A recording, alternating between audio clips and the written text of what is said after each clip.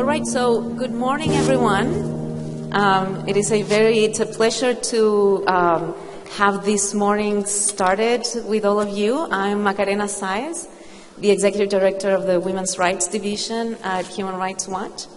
And it is my pleasure to kickstart this morning with this incredible panel for a conversation that I hope that it will invigorate your day. As probably all you know, women's rights have been hard-fought historically by women. Of course, in solidarity with men, but it has been a movement led by women and has always been hard, and it has always had its gains and its losses. But in the last few years, we've experienced a very challenging phenomenon of regression in places where we thought that was not going to happen. And we have also seen the shrinking of civic spaces for women's rights movement. As the Nobel laureate Maria Ressa was telling us yesterday, artificial intelligence is not making it any better. It just replicates and exacerbates the violence that we see in the physical space, making the movement of women's rights more violent and experiencing an increasing number of different types of violence online and very aggressive type of reactions to women's rights movements. So in this environment, working for women's rights, being in the space of human rights activism or media, trying to document human rights violations with a gender perspective, or the building of political movements is particularly challenging, and it requires creativity, resilience, and solidarity. And so we're here to talk about what it means to work in these spaces and what these characteristics of women's rights movements mean at this moment with a group of three really, really awesome women, and I can't tell you how honored I am of having this conversation with you. We met yesterday, and I wish you were all had been there at that moment because it was just an incredible conversation. And these are three women who work in very different spaces, in very different localities, geographies, and yet at some point it seems that we all face similar challenges. And so that's what we're going to talk today. So first I want to introduce Stephanie Piñeiro from Puerto Rico, who is the Executive Director of the Florida Access Network, an organization that provides access to abortion in the state of Florida in the United States. Then Zahra Nader, a journalist and editor-in-chief of the Sun Times, an award-winning media outlet that covers human rights violations in Afghanistan under the occupation of the Taliban. And last but not least, Mariam Jalabi from Syria, who is a political activist and the founder of the Syrian Women Political Movement, who's working at a very particular moment in the post-Assad Syria in building political movements.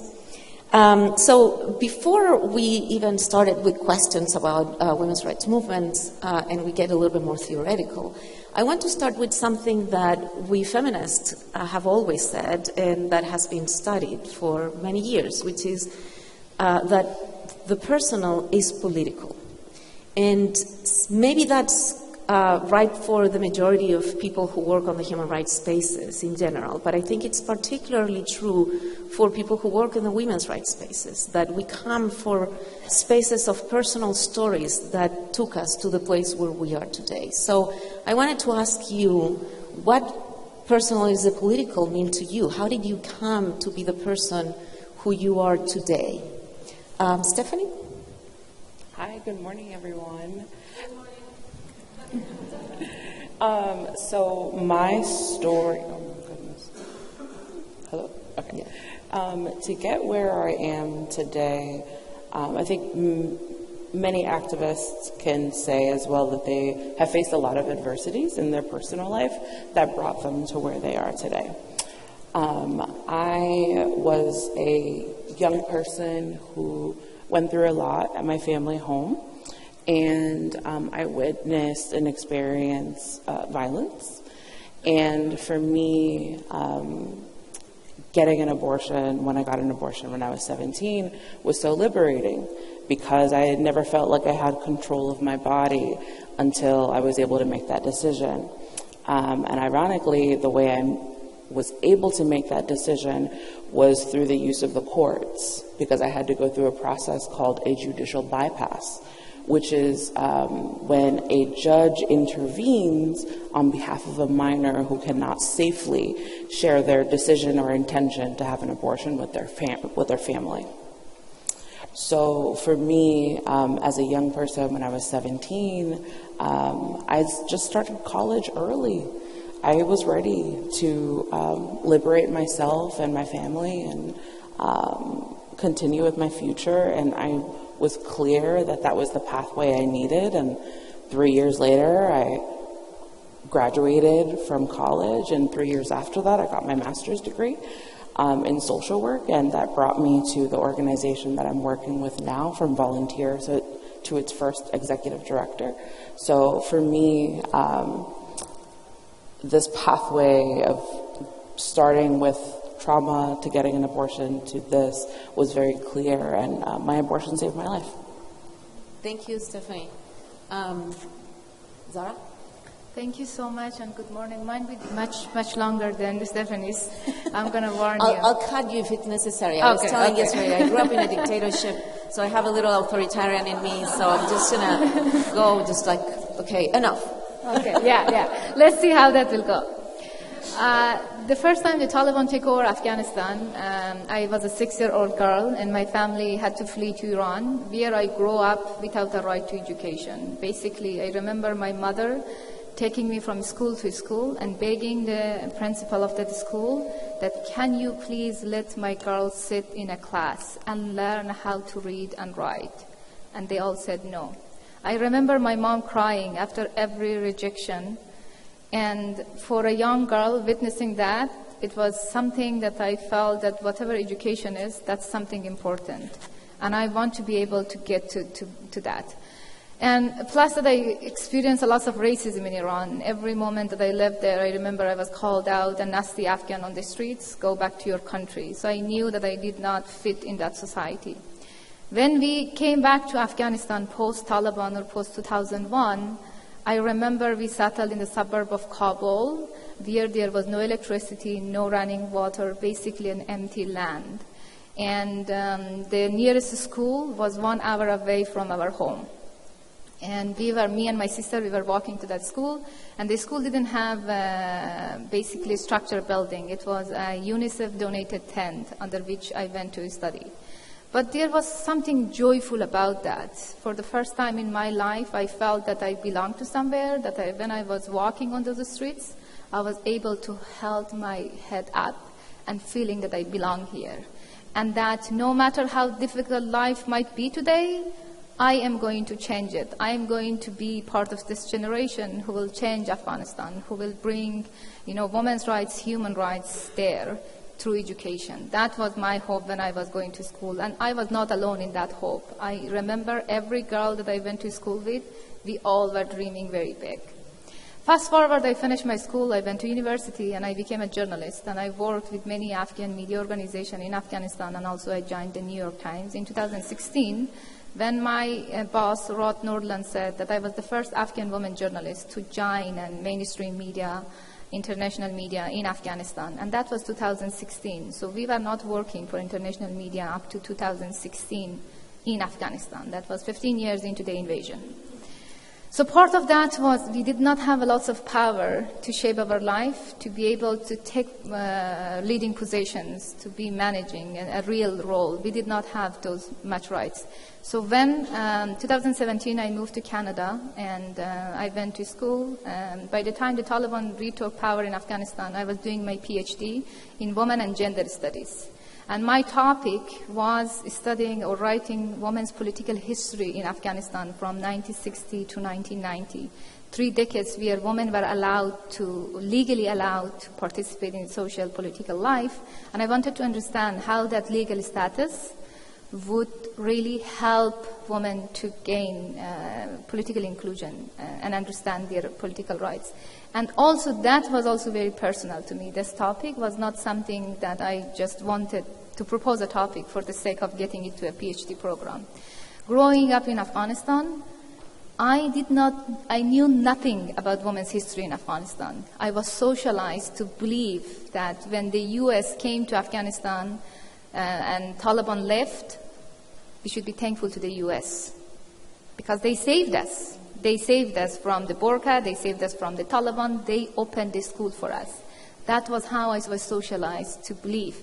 2013, I remember I had a guest, an elderly woman who came to my home from Germany, and this woman is sitting and telling me that, yes, I was organizing protests in Kabul University, we were leading this, we were doing this, and we were protesting the government. We were very much involved in mobilizing the people, not only women, but men. And she was telling that I was distributing flyers for the protest at 5 in the morning, and I would come home at 1 in the morning. To me, as a woman who grew up and lived in the past 20 years in Kabul, that was oh my God, either this woman is lying or there is something wrong about this. How could this be possible? And I didn't know about it. So then I started learning English, and I started reading about all this political history that existed for women in Afghanistan in English texts, produced by scholars who visited Afghanistan, who wrote about it. And part of me was how come I did not know about this? If I knew how women have fought before me, that we had a longer route, women were fighting for their rights long before the Taliban, and then how did we get here? Those were not there for me to see. If I was able to see those things, I would have been much more ambitious in terms of the ways that we were advocating, the way that we were fighting for our rights. So I feel that part of that history was not being there, led us to be minimizing our demand and thinking that, changing burqa to a small scarf is good enough for us. So that was the way we saw it. Thank you. Thank you very much. Mariam? Thank you. I'm going to try to be shorter. I grew up in Damascus, and I remember some of my first memories as a little girl is that my mom, looking for my dad, which branch of prison or what branches have arrested him, to try to find if she could help with anything, get him something, to wear, because they would pick people off the street. This is back in the 70s. So my dad was imprisoned many times that in the end he was so severely tortured that he decided that he had to flee the country in order, to support his family or to stay alive, basically. So those are the memories that I have. As then fast forward, my friends are being dragged on the street, and this was like YouTube time when it was citizen journalists who were videotaping and sending over to the international media and international outlets how Syrian people, when they came out in the revolution in 2011, were being treated. They were being shot at. It was completely peaceful protest when it first started, and it became something that I could not look away from. And I became very active within the local coordinating committees that were working on the ground and helping and supporting from the outside, because we kept going back and forth to Syria as little children, but then I was outside when the revolution started, and I had to help. And then I've noticed there aren't enough women in the meetings then that take place. We have big conferences and people coming together, the opposition coming together.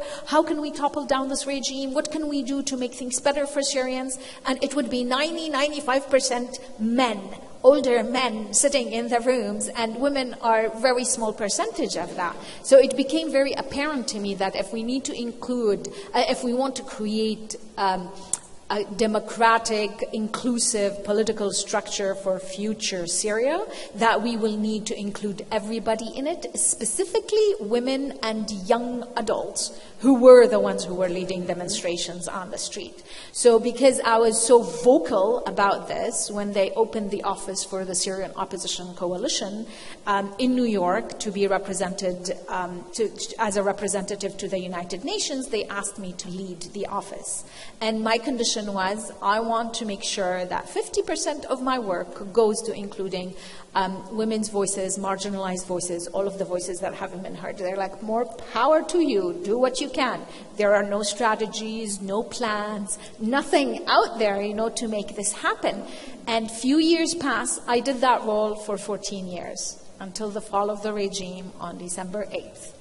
But in 2017, it was apparent for us that we women had to establish something separately, because we were not able to become part of the already existing systems, internationally existing systems that were supporting the men to be in political and decision-making spaces, where women were sidelined or included as just symbolically in these spaces. So we started the Syrian women's political movement in order to create our own political bloc that was based on feminist values and principles. And we called it the Syrian Women's Political Movement in English, but we called it the Syrian Feminist Movement in Arabic. We called it Women in English because we did not want to associate with the white liberal feminism that comes to mind when you say feminist, to an Arab or to a Syrian mind when you hear feminist in English. So we kept feminist in Arabic to be authentic, to be from the ground and local. And we were in Damascus with 350 people that came from all over the world and all over Syria to establish ourselves as a political entity, the first political entity to do such a big show in Damascus on January 8th, on the anniversary of the first month of the fall of the regime. And that was many of us going back after 14 years of being in exile. So that was a way for us to, it's personal, it's public, it's everything, it's our lives, saying, here we are, and we are not going to go anywhere. We're going to be part of this country, and we're going to build it together. Thank you so much. This is a great, please.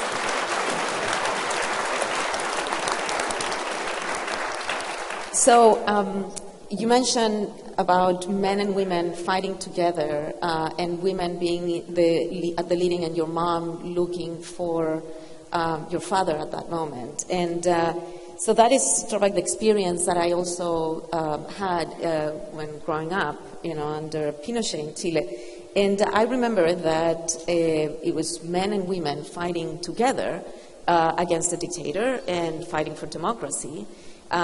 We didn't have, Pinochet took away the only abortion that was legal in Chile, which was only when the life of the pregnant woman was in danger.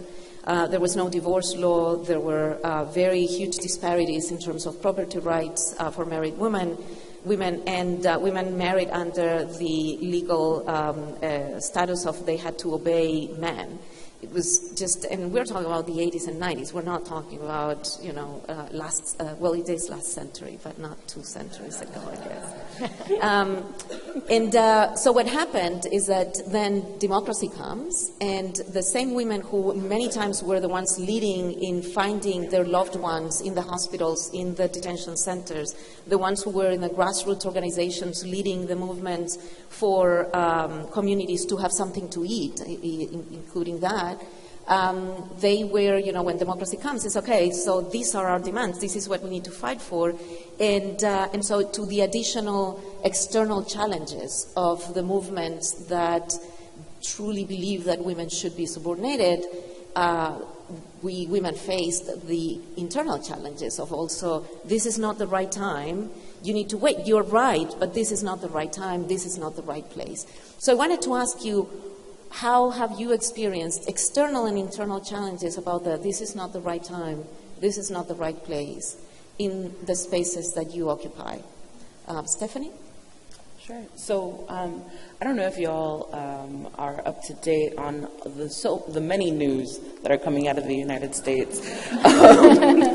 But in Florida, where I live, there was a ballot initiative for abortion that was, it was a citizen-led initiative that Floridians voted on in November. And though 57% of Floridians voted to protect abortion access in the state constitution, unfortunately, there was a 60% threshold that needed to be met for that to change. So, as an organization, our perspective on the ballot initiative was always, it's not enough. It created limitations on when a person could get an abortion. It didn't allow a pathway for people under the age of 18 to have autonomy over that decision. So for us, while we were supportive of the ballot initiative, we knew it wasn't enough. And the folks who were leading that initiative were very adamant about being moderate in their messaging and trying to appeal to an audience that perhaps didn't support abortion, right? And for us as an organization, we don't talk to those people, and it's not because they're not valuable to talk to, but when there are millions of dollars being poured into organizations who are talking to them, the people who already support us, but perhaps want to have better, want to be bold, want to be more stronger advocates for abortion access and reproductive justice, we want to give them a chance and have their voices heard. So what we did during the time of the campaign, aside from continuing our work funding abortion care for people who need abortion, because regardless of what's happening politically, people need abortion care today, tomorrow, and the next day, and we need to help them get there. So we ended up having a billboard campaign. It was our first billboard campaign in 8 cities around the state of Florida, and it was controversial for our billboard to say abortion. It was controversial for us as an organization to take a stance that actually, the ballot initiative isn't enough. We're leaving so much on the table. We have nothing left to lose. In Florida, effectively, abortion is banned. So we had beautiful art on these billboards that said abortion for everyone. The reality we want to live is a Florida that is for everyone, a Florida where reproductive justice is possible for everyone, for everybody. And that was controversial when the campaign wasn't even using the word abortion, when that's what we're fighting for. So when we're told it's too bold, you're doing too much, we know that we're doing the right thing, because there was a 60% threshold that even though 57% of Floridians were with us, it wasn't enough, and people still need help getting an abortion. So that's why we're focused on that, and I'll pass it to you. Thank you. I want to just point out what you said. People need abortions today and tomorrow, regardless of the political space. So the urgency, the sense of urgency, is something that it's a driver for women's rights in general. Zahra?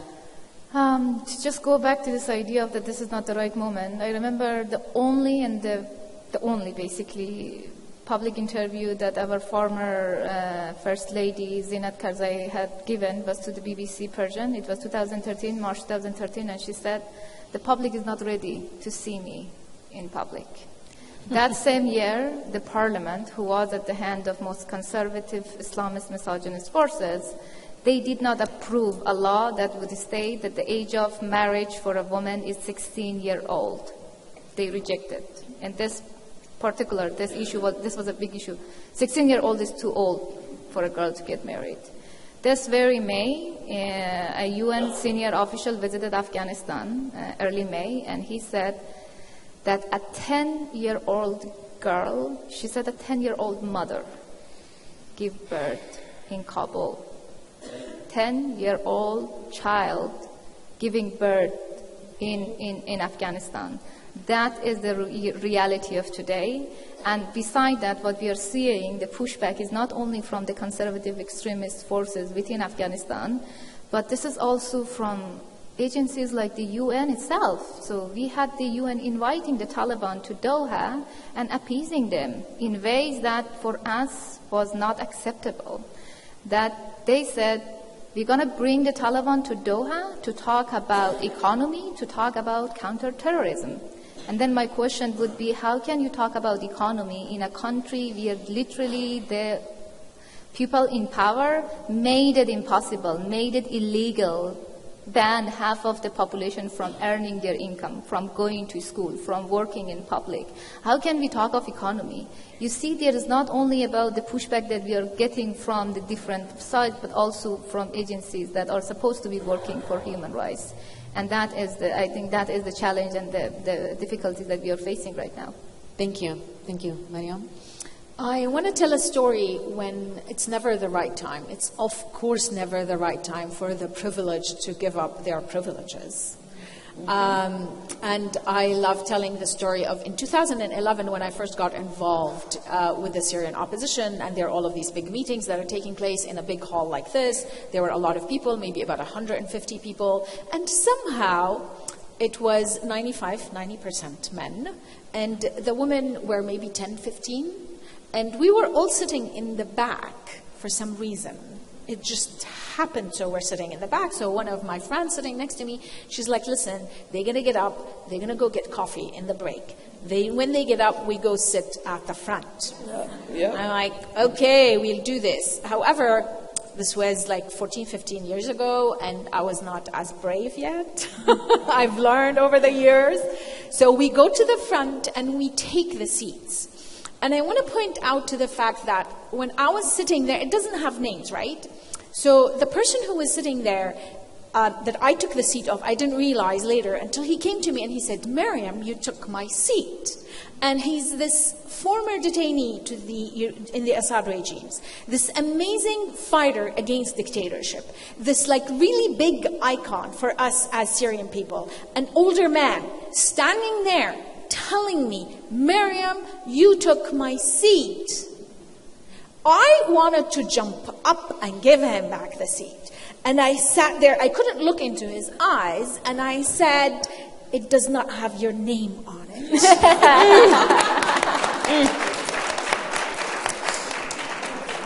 It's never the right time, because my intuition and the way I would have done it is that jump up. But it was a strategy move that we had to do. And that's how we started with the Syrian women political movement. It meant it's always the right time to come together. And you mentioned earlier, and I wrote down, I like those names. It needs creativity, it needs resilience, and it needs solidarity. So when we started the Syrian women's political movement, we ended up having women who were in burqa, on the ground from Idlib in Syria, and atheists, and everything in between, women in veil, not veil, half veil. We have LGBTQ community members in the Syrian women political movement. In the application form, it says female, male, and other.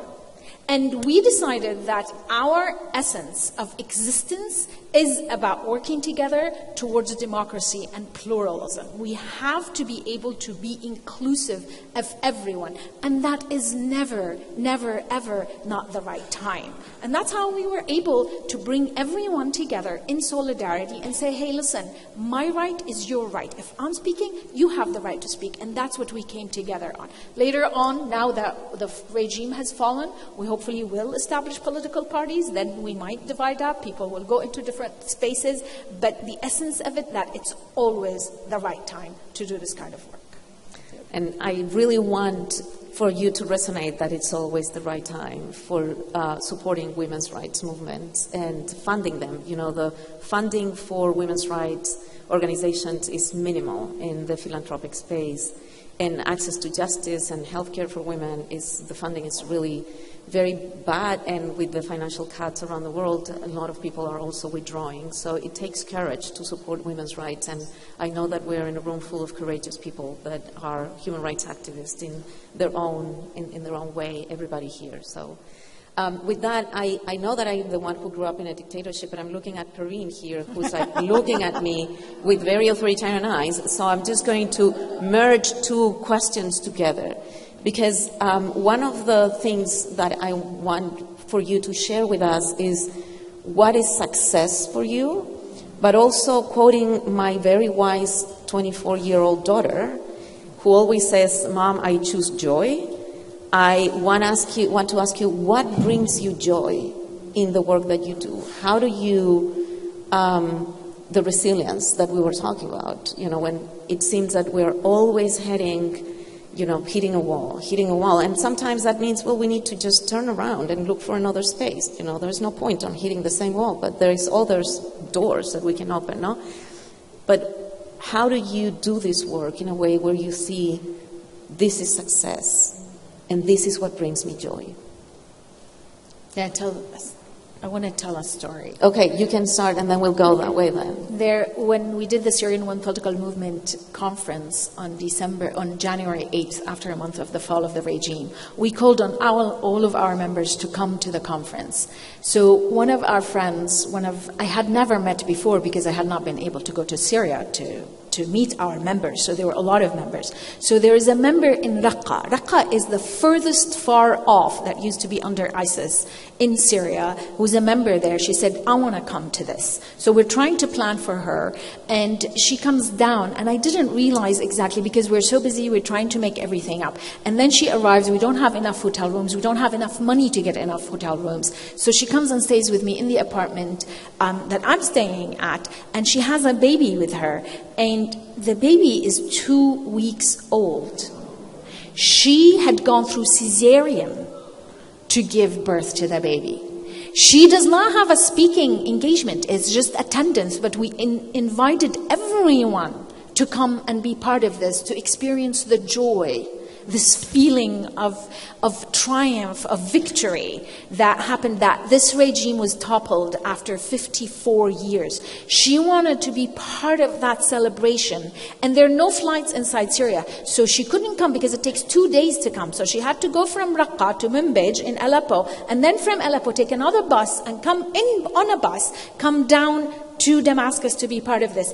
And I want to talk about, she brought her sister with her because of the baby and because she's realized she needed the help. So 3 of them come down to Damascus to just be part of this.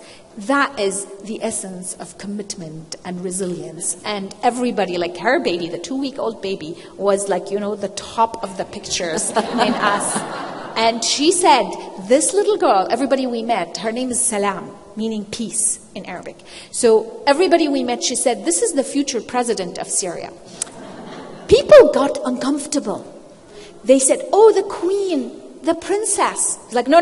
She's going to be elected as a president. She's not going to be the little princess. And we tried to explain that. So future president for Syria, Salam. Thank you. Zahra? This is such a beautiful story. I feel for me, when I was starting this media organization, which called Zan Times, Zan means woman in Farsi, Dari, in my native language. So this is a media organization that I set up in exile. It's registered as a non-profit here in Canada. When I was starting this, I remember I called a male colleague who I was really admiring his work, and I told her, this is the plan, we're going to do this work, and I told her who is going to be behind this organization. And then at the end, he asked me, okay, who is the man behind it? And I was just like, okay. I told you that we are the man behind it. And he did not believe it. So 3 years now, we have been working, and I feel part of that, what brings me joy, is to be able to be part of the community or build the community that's not there, that you wanted to be part of. And I felt, as an Afghan woman journalist in Afghanistan, there was a lot of discrimination, a lot of barrier for us that were not seen, that were not talked about. And I felt that my role was to create an environment, a community where we as Afghan women journalists show our power and show that we can actually do very good journalism from Afghanistan if we are given opportunity, if we are given the chances. So for me, it comes down to creating opportunity to give chances to people. So at the moment, I am working mostly, but not exclusively, with Afghan women journalists inside Afghanistan and also in exile to be able to document what the Taliban are doing to women in Afghanistan. And nothing is more powerful than giving a woman opportunity and chances. So they will make and they will show their power. Thank you. Thank you. What brings me a lot of joy during these getting tougher times is I have a team of 9 staff members, and we all take turns in participating in community events. And in the United States, everything is commercialized, everything is monetized. There's a lack of what are called third places where people can just exist. They don't have to pay something to be there and to be in community, right? And I think one of my goals at this organization is to create spaces where people can feel free in their body, feel safe in community, connect with other people, because that's the point of alienating us from each other, of only allowing us to be in spaces where we have to pay something to be there. And we work to create opportunities for our community members who want to be supportive to create events for each other. So sometimes we'll have a community event where people are dancing. It's a dance-off, it's a dance party with the purpose of moving our bodies for resilience. We have a cozy craft party, so we have people who get together with other community members to make crafts with each other. We built a program where we distribute care supplies, so period products, birth control, emergency contraception. People create these little kits, and they have like condoms and all these care supplies, and they distribute them at different locations. So the library, bookstores, coffee shop, hair salon, and that time that they spend together connecting over building these things, they're meeting other people. They're in a safe space where they can be themselves, and in a time where elected officials are prioritizing laws about who can go into what bathroom. It's important for us to keep focus on the most important part, which is building community with each other,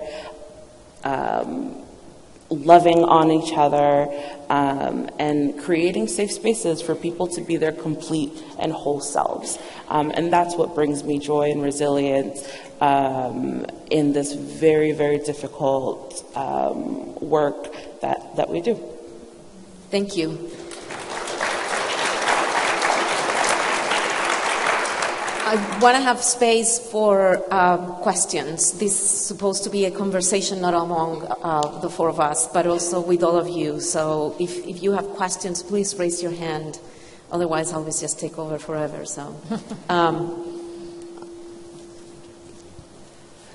Hello, my name is Shayna Ploud. I'm from the Canadian Museum for Human Rights, and I really, really appreciate the conversation regarding joy. It makes me think of bell hooks.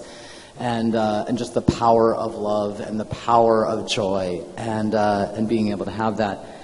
I was hoping for a bit of a reflection you were talking about in terms of the dangers of self-censorship, the dangers of self-limitations, internalized patriarchy, internalized misogyny, and being able to really speak about that uncomfortable truth. And especially if we do have children, how we also may pass that on to our children.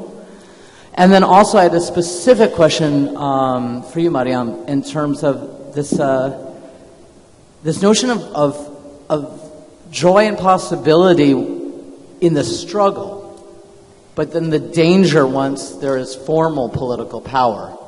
And how do we keep that solidarity once you do achieve formal political power and not turn on one another?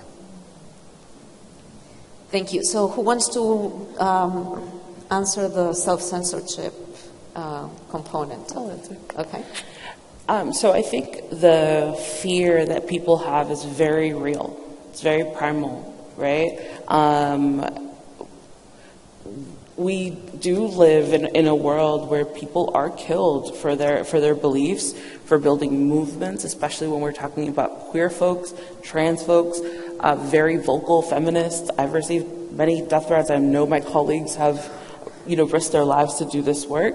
So you balance the ability to, like, the privilege. It is a privilege to do this. It is a privilege to sit here, be here, talk to you all safely, and feel like I can go home safe. And that is not the truth for everybody. So to me, what I think is important is to continue to create spaces where people can feel safe speaking their truth, because the reality is there are spaces out in the world where we can't be that brave, where it is not safe. And I don't advocate for self-censorship, but I advocate for safety. And the reality is, in this world, there are a lot of places that women and queer folks are just not safe.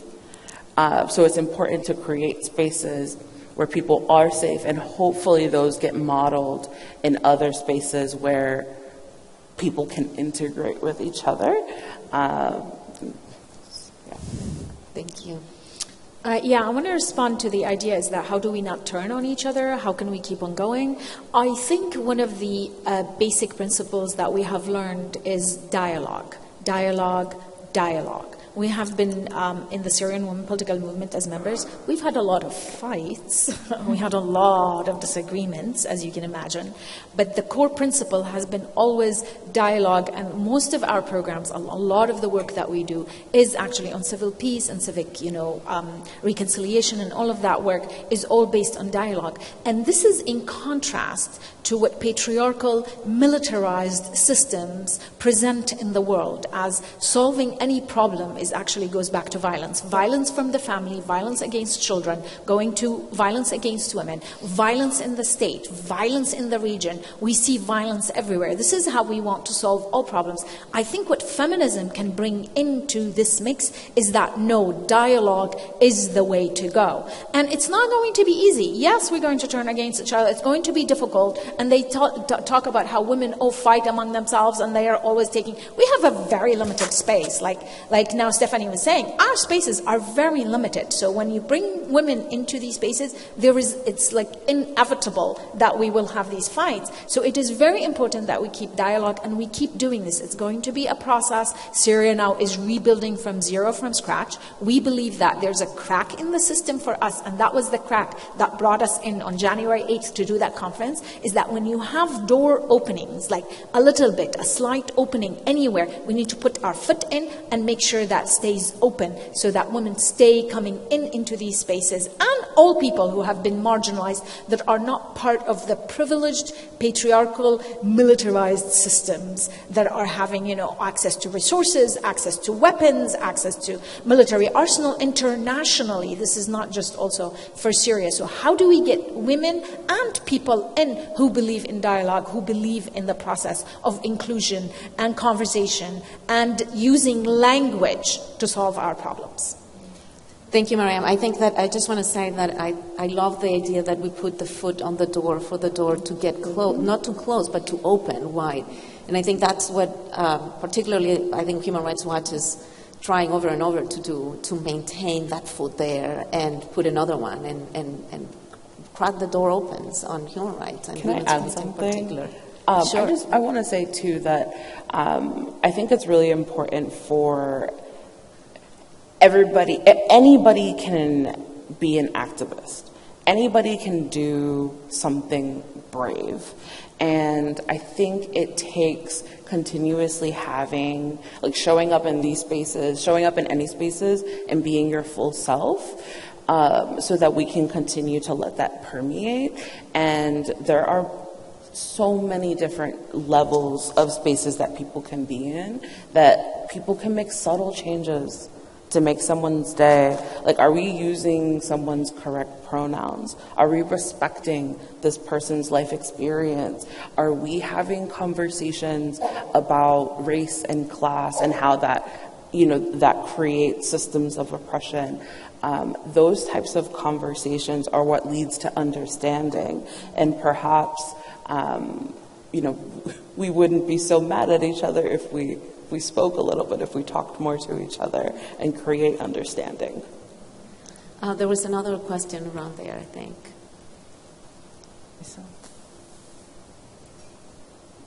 Just show me how we turn. Oh, it's on.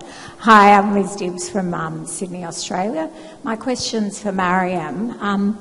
I think women are fantastic collaborators and joiners, and I certainly don't buy into any of that division.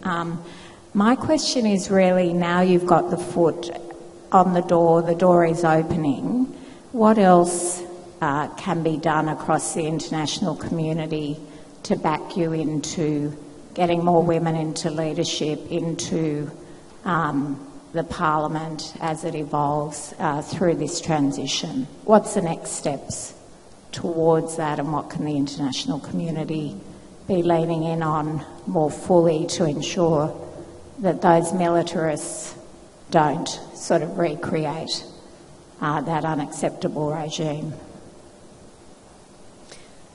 Before you answer, it would be, because we don't have many minutes more, if there is another question, perhaps we can have separate different questions and we will answer them all together. No? Mariam. It's very important now, going to go back to the words that Macarena used about creativity, resilience, and solidarity.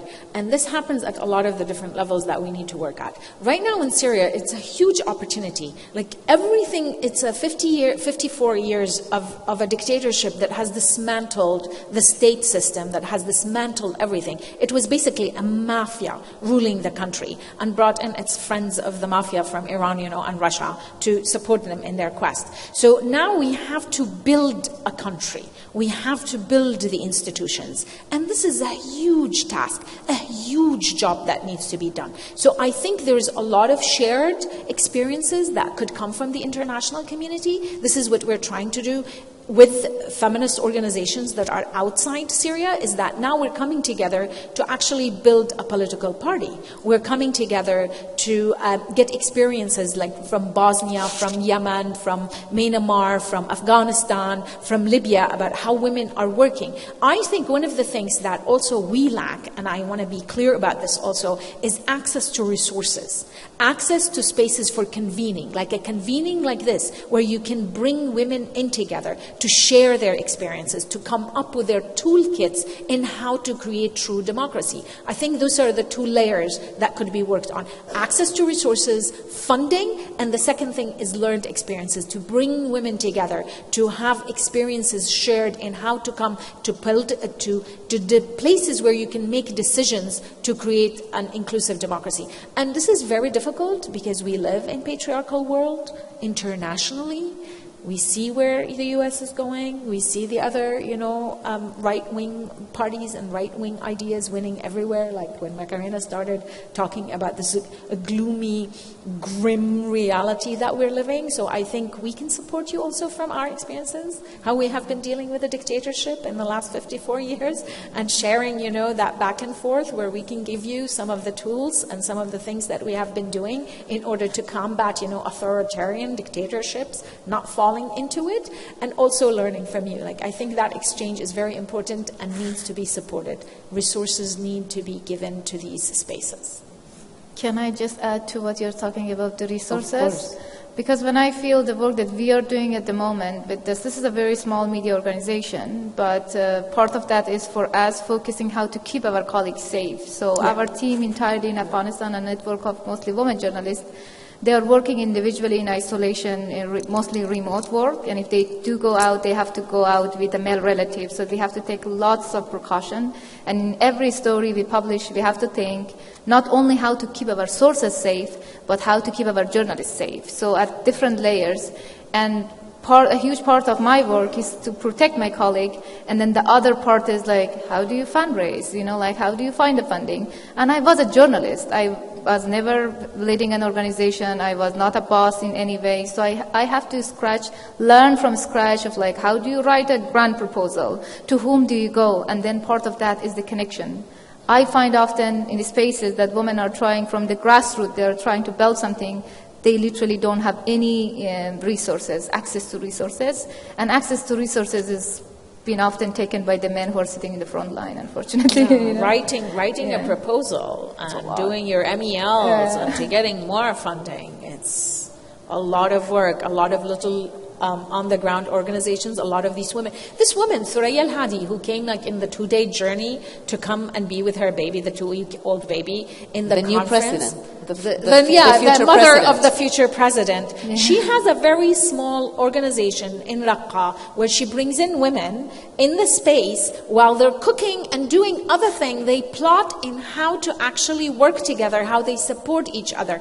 This officially in the international community or for the international donors or even like regional donors does not count as something that they could support because they cannot count for where every penny goes. Like having, a group, bringing them together, bringing sometimes, the little work that they are doing is not funded. It has to be like sometimes big funding. So we need to think, who was talking about like Eunice yesterday, the small funds that to give to women, like $10, $20, $100, how much difference that makes. Syrian population right now, like 95% of the population lives under the poverty line. That's $1 a day, less than $1 a day. Salaries for people go between $20 to $30 a day. So imagine what $100 can do for a person a month in Syria, for an organization a month in Syria. I have a question I want you all to pose to yourselves in your daily lives, in your work, and your philanthropy.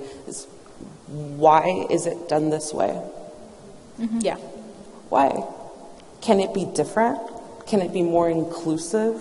How can we use this tool to build better lives for people? Something amazing about the opportunity of being able to rebuild a country from scratch is you can create values-driven policies and protocols and practices and build that into your structure. But that doesn't mean that anything can't be rebuilt at any time. And I encourage you all to make that observation in your own lives and in your own work, to ask yourself, why do we do it this way?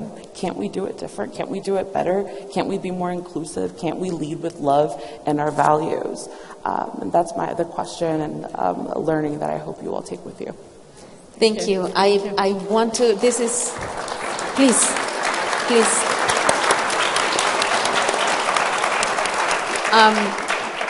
We're out of time to end, but I can't end without saying 2 things.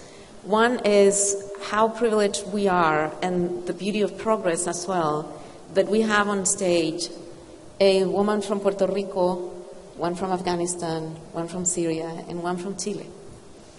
All non-European global north countries. And I think that is something to celebrate, that the power of solidarity, creativity, and resilience has taken us here. So I want to really thank you all for being here. I want to finish with something that Stephanie had said about being heroes. And I think that the main problem we have today is that we still expect for people to be heroes. And if we all do our share, nobody needs to be a hero. And that is the problem. If we don't do our share, somebody will have to be the hero and we will have to applaud them, and that will be the martyr. let's not have heroes. Let's all do our share in the spaces that we occupy. I'm thankful to be at Human Rights Watch and have the opportunity to have moderated this panel, and I hope that your day will be much better now and energized by this conversation. Thank you. Thank you. Thank you.